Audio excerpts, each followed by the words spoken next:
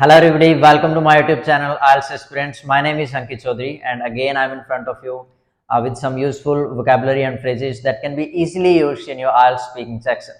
So this is the very first break the ice. Break the ice means starting the conversation. For example, you could say I was in an occasion, nobody was talking to each other. So finally I was the one who broke the ice, means I started the conversation. Clear? So this is our very first. So this is our next rags to riches. It means a journey from being poor to being rich.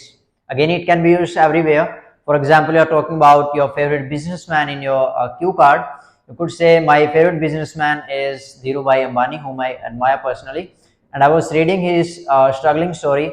After reading his story, I got to know that how poor he used to be. So his rags to riches story inspires me a lot.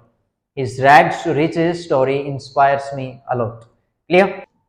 So this is our third that can be easily used. Come what may. It means no matter what happens.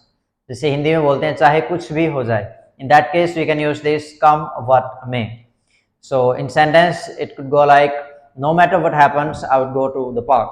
So come what may, I would go to the park. Again, this is very easy. So finally, this is our last, bend over backwards. Again, this is a phrase, it means trying very hard in order to achieve something.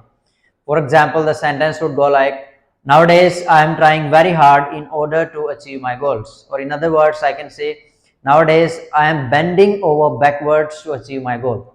I have bent over backwards in order to achieve my goal.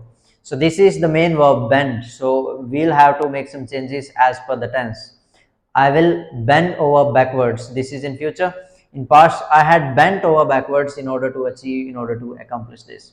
So again, this is very easy to be used. So that's all for today's video. We'll meet you soon in any next video. Till then, take care of yourself and be happy. And most importantly, do not forget to like, share and subscribe my YouTube channel, IELTS Aspirants. Thank you very much.